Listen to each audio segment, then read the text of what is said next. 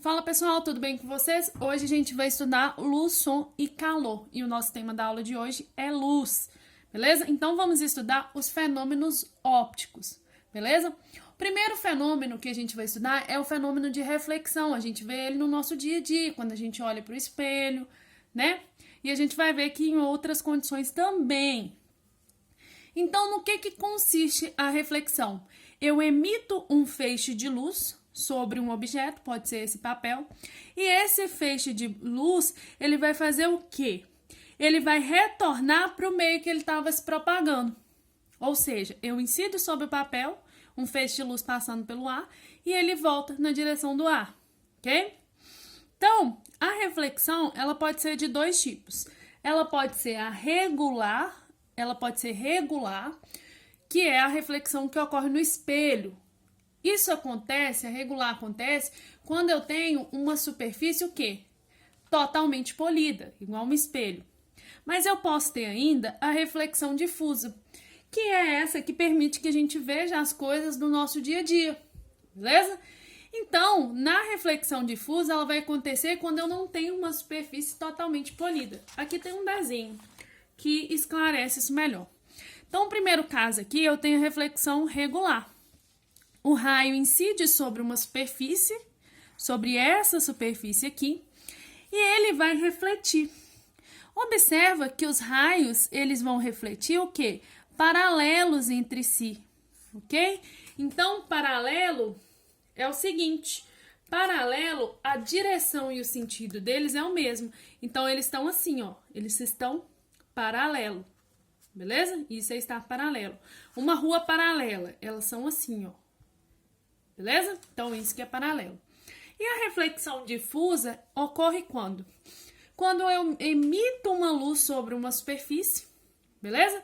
Essa superfície, ela não é totalmente polida, essa superfície, ela apresenta uma certa rugosidade, uma certa curvatura. Esses raios, eles vão refletir todos loucos, né? Cada um para uma direção. Isso vai nos permitir ver os objetos. Então, os objetos, eles estão o tempo todo recebendo luz e refletindo parte dessa luz, ok? O próximo aí que a gente vai ver é a refração. A refração, o que é a refração?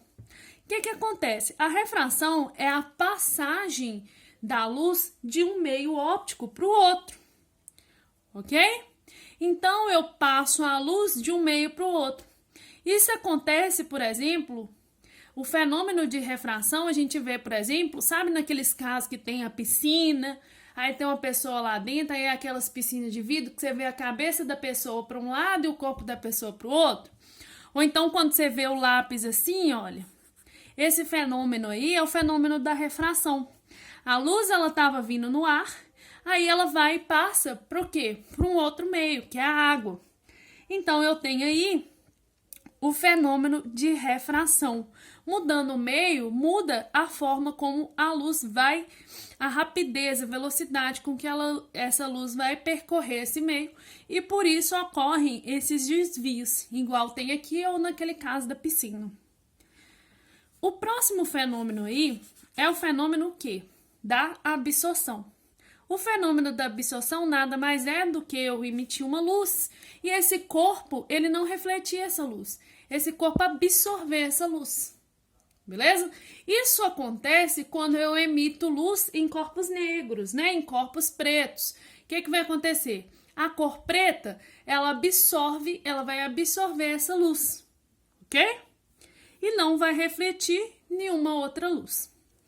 As cores.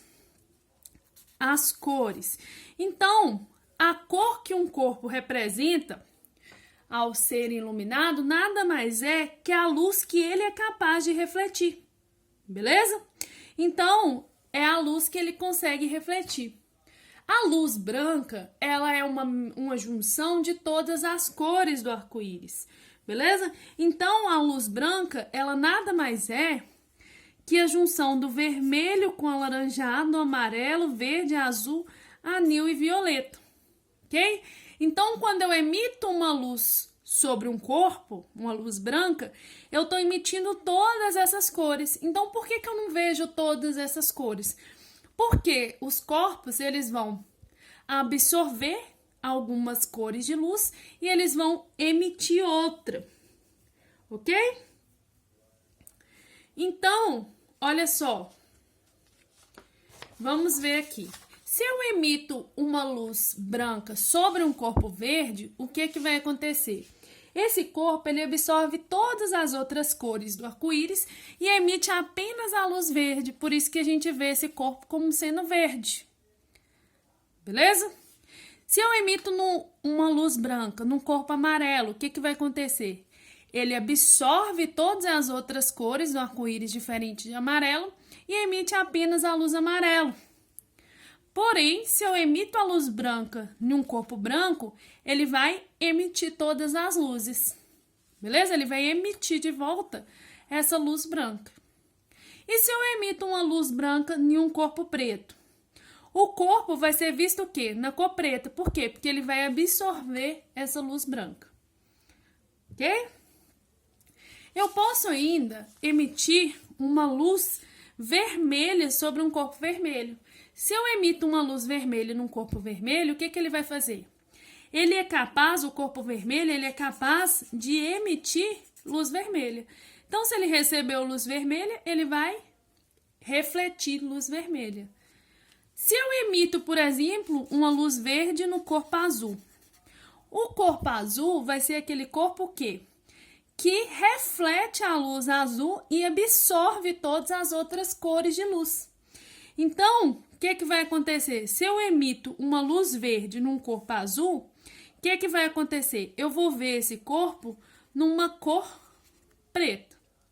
Essas luzes que eu tô falando é luzes monocromáticas, luzes que são compostas por apenas uma cor, beleza? Monocromática. Se eu emito uma luz verde num corpo vermelho, o que acontece? Da mesma forma, ele vai absorver essa luz vermelha, essa luz verde, né? E eu vou ver esse corpo como um corpo negro, beleza? Numa cor preta. Se eu emito aqui a luz azul no corpo azul, ele vai refletir essa cor azul e eu vou conseguir ver meu objeto na cor azul. Se eu emito uma luz branca, ele vai absorver todas as outras cores que compõem a luz branca e vai refletir apenas a azul. Tá bom? Agora vamos falar de sombra. Então, o que acontece? A sombra, ela vai acontecer pelo quê? Quando eu tenho a emissão de feixes de luz e esse feixe de luz, ele passa por um anteparo. Beleza? De acordo com os cruzamentos dos feixes de luz emitidos, eu posso formar uma região de sombra ou uma região de penumbra, beleza? Então, olha só, quando eu tenho uma fonte de corpo extenso, ou seja, ele não é só um ponto, o que acontece? E eu emito a luz na direção de um corpo, e eu tenho atrás um anteparo, vamos supor que o anteparo era todo branco. O que vai acontecer? Os raios de luz, eles vão vir nessa direção e nessa direção. Olha só. Então, eu vou formar duas regiões. Uma região mais escura, que é chamada de sombra, e uma região mais clara, que é chamada de penumbra. O mesmo não acontece se eu emito um feixe de luz de uma fonte pontual, ou seja, somente um ponto. Então, o raio de luz, ele vai percorrer de forma que ele passe tangente ao meu corpo opaco. E o que ele vai fazer? Ele vai fazer com que atrás desse corpo opaco forme uma região de quê? Sombra apenas. Então, o que eu tenho que observar aqui é o seguinte. Se eu tenho uma fonte, o quê? Uma fonte extensa, eu tenho formação de sombra e penumbra. Se eu tenho uma fonte, o quê? Se eu tenho uma fonte pontual, eu tenho apenas a formação de quê? De sombra. De uma região mais escura, beleza? Então, vamos dar sequência aí. Além disso, a gente pode ver o eclipse, beleza? O primeiro eclipse que a gente vai ver vai ser o eclipse lunar. Quando que acontece o eclipse lunar? Quando eu tenho a seguinte relação. Quando eu tenho o Sol, seguido do planeta Terra, seguido da Lua. Ou seja, eclipse lunar é o eclipse que eu tampo a Lua. Com quem? Com a Terra. Beleza? Então, além de eclipse lunar, ele vai ser dividido em 3. Eu vou ter o penumbral, vou ter o parcial e vou ter o total. A gente viu como que uma fonte de luz extensa ela se comporta. Quando eu tenho uma fonte de luz extensa, o que vai acontecer? Os meus raios luminosos eles vão passar pelo corpo formando 2 regiões. Uma região mais escura, que é chamada de sombra, e uma região um pouco mais clara, que é chamada de penumbra. Beleza? Daquele desenho que a gente viu ainda agora. Então, eu tenho a formação da região de sombra e da região de penumbra. Ok? Então, o que vai acontecer? Agora, o tipo de eclipse lunar que eu vou ter vai depender de onde que a minha lua vai estar. Nesse caso desse desenho, observa só onde a lua está. A lua, ela está numa região fora da região de sombra. Ela está numa região de penumbra. Então, eu tenho a formação de um eclipse lunar penumbral. Por quê? Porque a minha lua, ela está localizada na região de penumbra. Ok? Eu posso ter ainda a lua parcialmente, igual aqui, ó, parcialmente localizada entre a região de sombra e de penumbra. Beleza? Penumbra é região clara. De sombra e de penumbra. Se eu tiver a lua parcialmente localizada entre a região de sombra e penumbra, eu tenho um eclipse lunar do tipo parcial. Por que parcial? Porque a lua está parcialmente disposta dentro desse cone de sombra. Beleza? Então, por isso eu tenho um eclipse lunar penumbral. Ok? O próximo que eu tenho é o eclipse lunar total. No eclipse lunar total, o que acontece?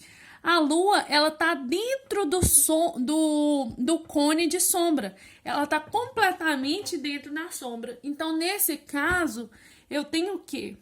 Eu tenho um eclipse lunar total. Beleza? Então, vamos dar sequência aí. Agora, eu posso ter ainda os eclipses solares. Se os eclipses lunares, eles foram observados com a seguinte projeção, Sol, Terra e Lua, o que acontece? Se o eclipse lunar, a Lua está atrás, no eclipse terrestre, no eclipse solar, quem vai estar atrás? A Terra. Então, olha só, eu vou ter agora a Terra atrás da Lua. E a Lua vai projetar uma sombra na Terra. Beleza? Uma região de sombra e uma região de penumbra, da mesma forma. Por quê? Porque o Sol, ele é uma fonte de luz extensa. Então, ele forma uma região de sombra e uma região de penumbra. De acordo com a forma que o Sol atingir a Lua, o que vai acontecer? De acordo com a forma que o Sol atingir a Lua, eu vou ter 3 possibilidades de eclipse. Eu vou ter o eclipse solar total. Qual que é o eclipse solar total?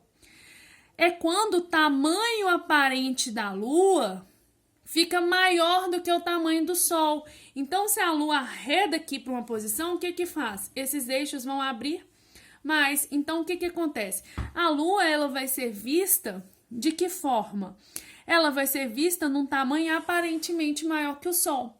Então, é nesse caso, eclipse solar total, é que o dia vira noite. Beleza? Eu tenho em alguma região, né? eu vou ter uma completa região de sombra, beleza? Então, ao invés de eu ver a lua aqui, eu ia ver somente uma região de sombra. Eu tenho ainda o eclipse solar parcial, que é quando, o que acontece? O alinhamento Sol-Lua, ele não vai interceptar a superfície terrestre. Então, você verá somente uma fase parcial do eclipse. Você não vai ver o eclipse inteiro, igual no caso do eclipse total. Você vai ver um desenho parecido com esse, beleza? Além disso, eu tenho o eclipse solar anelar. Anelar lembra o quê? Anel. Então, o que acontece? O Sol, ele vai formar como se fosse um anel em torno da Lua.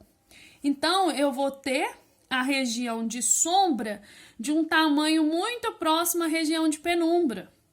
Então, eu vou ter a visão de um anel, como se o Sol fosse um anel em volta da Lua. Ok? Então, é isso aí. Agora, vamos dar uma revisadinha nos exercícios. Então, olha só. Um eclipse solar pode ser explicado pela participação de 3 corpos alinhados: um anteparo, uma fonte luminosa e um obstáculo. Responda. Quais são os 3 corpos celestes do sistema solar envolvidos no eclipse solar? Bem tranquila, não é? Então, olha só, você vai ter o quê? Sol, Lua e Terra. Agora a letra B aí. Desses 3 corpos, qual faz o papel de anteparo? E de fonte luminosa? E de obstáculo? Então, se você tem qual eclipse? Eclipse solar. Se é o eclipse solar, olha só, quem é o anteparo? A própria Terra. Beleza? A Terra é o anteparo. Quem que é o obstáculo? Quem que é o obstáculo à passagem da Lua? Quem está impedindo da luz, né, chegar totalmente na Terra? A Lua. Beleza? Então, a Lua é o obstáculo. E quem que é a fonte luminosa? O Sol. Beleza? Então, é isso aí que eu queria ver com vocês, tá bom, pessoal? Terminar aí o PET, belezinha? Então, brigadão e tchau, tchau. Até a próxima. Abraço.